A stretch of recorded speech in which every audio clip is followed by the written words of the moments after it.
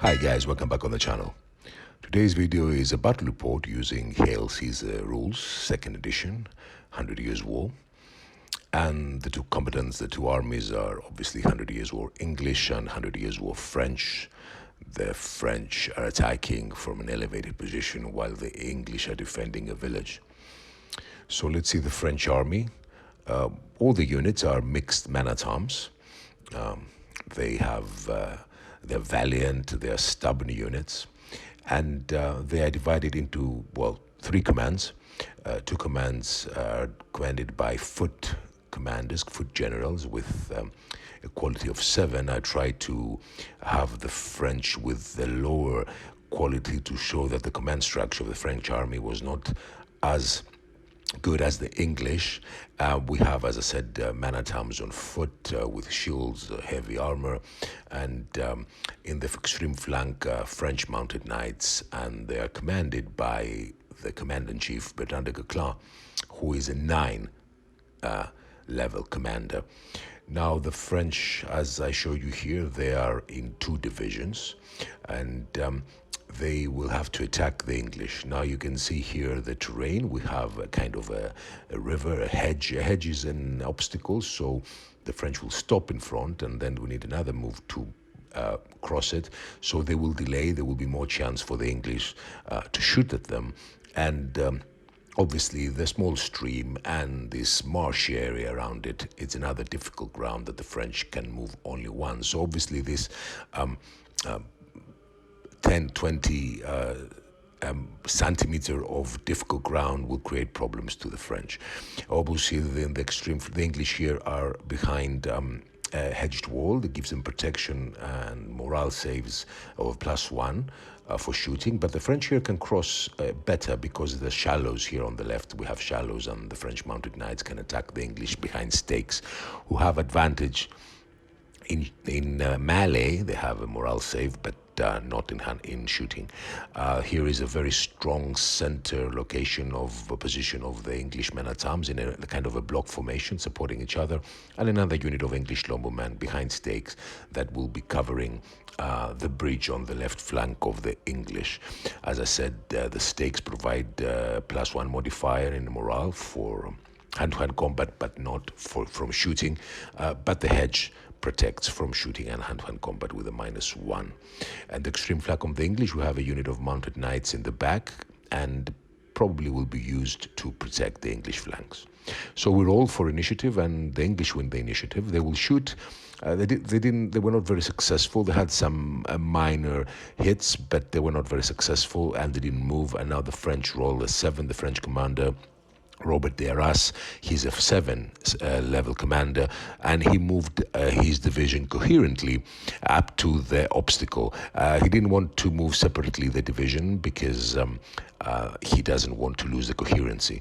The English shot and the crossbowman shot. There was not very successful shooting. It was far away, but the French were protected by the hedge. But it started. You can see that they had some minor casualties, the French men-at-arms, and obviously they're further away. Now the French roll again, and they roll another 7, their same commander, and now they're moving towards the obstacles, and now they're moving towards the river. They stop at the banks of the river as per the rules of terrain. The English now are closer. The shooting can be more formidable. The French are moving now across the bridge. They change formation to column as per their new rules for Hail Caesar. Now the shooting is ongoing. There is shooting from both sides, crossbowmen and longbowmen. It's not very, very effective, but it is creating problems, and the French here are covered by the longbowmen crossing the bridge. The mounted French knights on the left flank are charging towards the English, and at the moment the longbow fire is not very effective. The same with the crossbow from the French crossbowmen. The English are still waiting. They're still in good condition, and they haven't been challenged by the French, who are still, finding problems, entering and moving towards the difficult areas of the terrain. In the back, still the second division is behind, waiting to find opportunities and when it's required, to close gaps and maybe find gaps to outflank the English, but still are behind on the top of the hill, watching their counterparts moving towards the enemy. English shooting continued, more successful now. You see 3 hits, close to getting shaken, and 1 hit. The French have a problem crossing. They cannot really manage to cross because they're pushed back by the English shooting, and also they cannot manage to give orders to the troops who are in the wild, a little bit unorganized by the difficult terrain. Still, they are in good condition, but if this continues and the shooting of the English continues, they will be in major trouble if they don't manage to cross and attack the English. Well, that's their main aim. Here, Robert de Arras and his troops are with 1 hit, and they really urgently need to pass a command test in order for the army to cross and avoid being shot continuously. The French decided to give an order for a shield wall, close formation. You can see here, these are cards from Blood and Crowns. You can see the red pavis. So they attack with a +5, but they defend with a +3, something very important, because it seems that they have problem crossing. The orders are not coming through. The armies are a little bit not organized. The French mounted knights managed to charge. They crossed the shallows and they charged the longbowmen. The closing shot was not very successful, and the French managed to attack. Now, the problem is that they're fighting stakes and they will have negative modifiers. The English have support from other longbowmen, and they will fight back. The French still unable to cross. There's problems here while I'm rolling. I cannot roll above 8, but the decision to make to change the formation to a kind of shield wall, close order formation, and a defend dive +3 is helping them. So the French were pushed back by the English, making them disordered. The English were successful in defending the flanks. The French fell back, and probably now the commander has to rally them with 1 casualty. Again, the center of the French is very slow in crossing.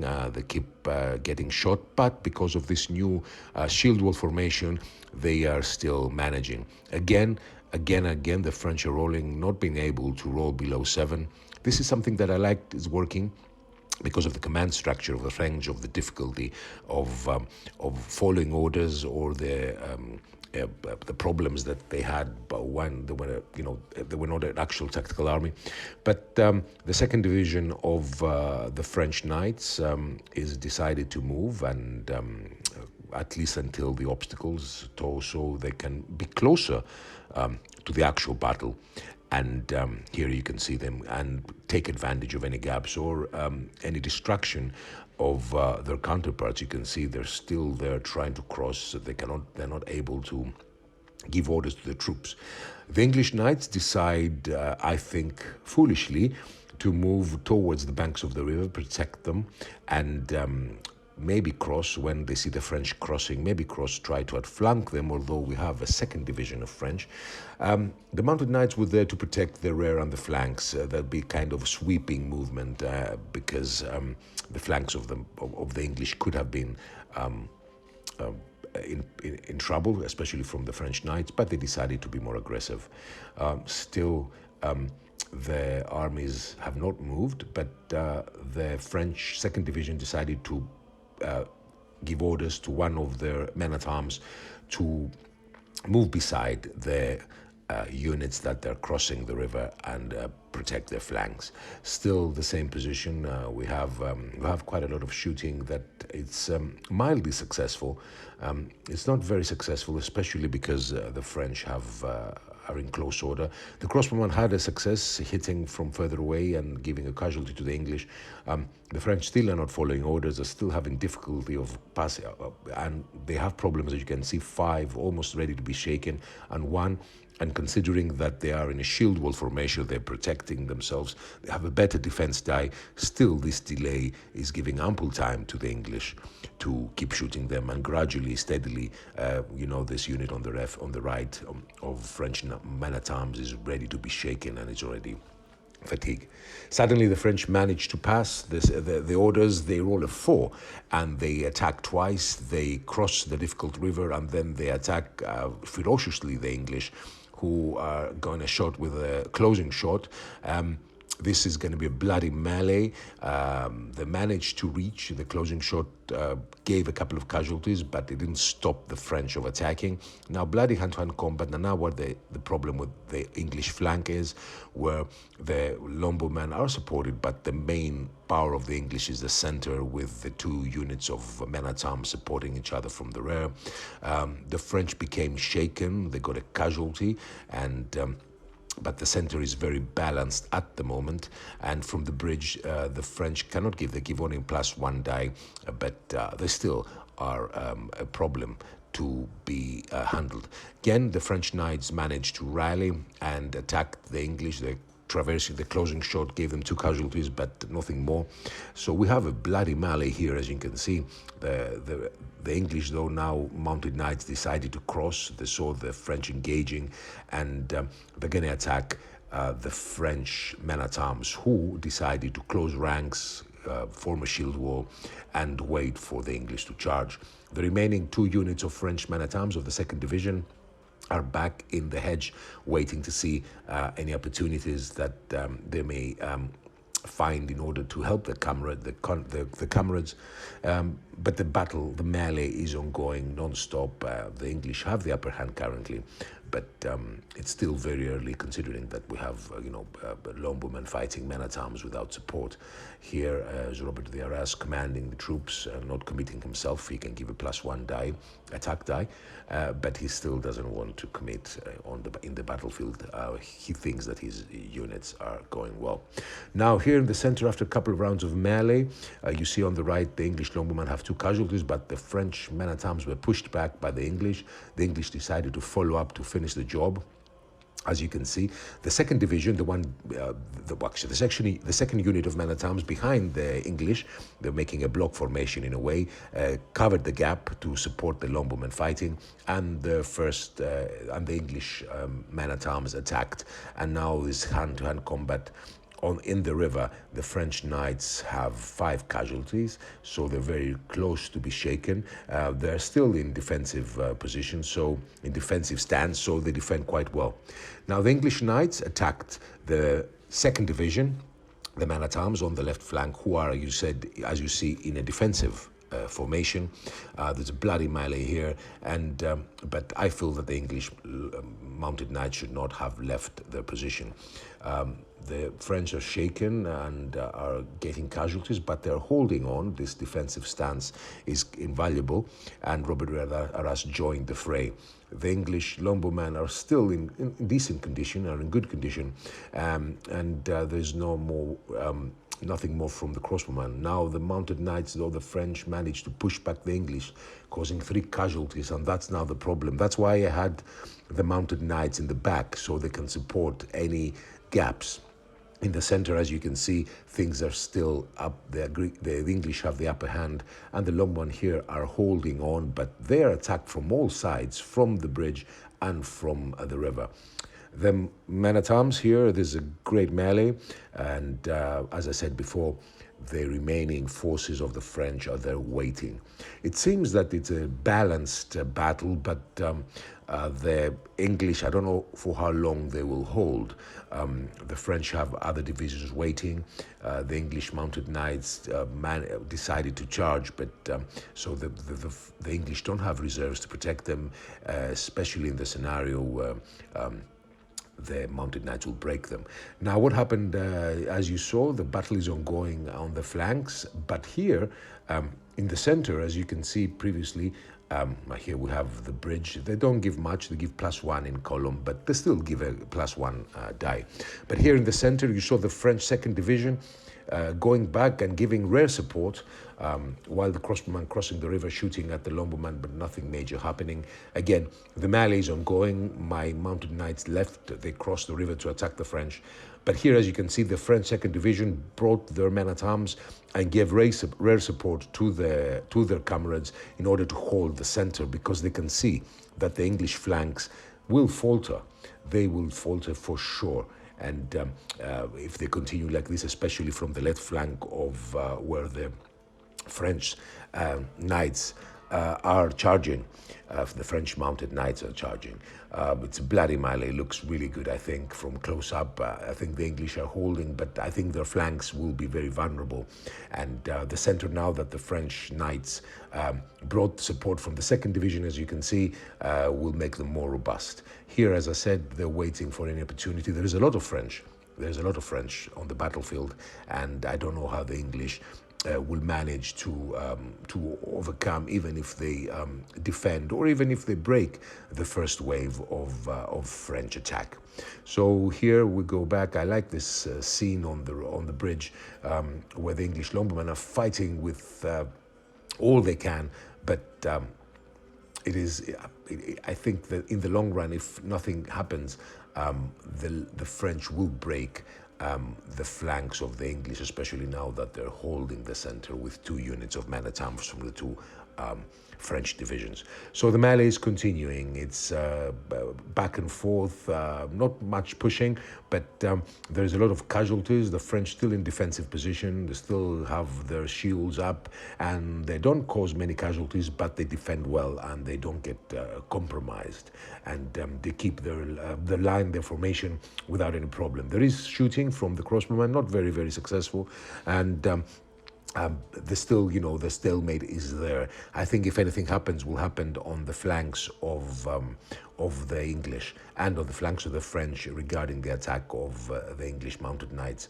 Here, 4 casualties for the French, ready to become shaken. The English are still in a good position, but the French here are piling up, are pushing in order to break one of the English flanks, either with the mounted knights or with the 2 units of man-at-arms who are attacking. Obviously, the English are supported by the center division.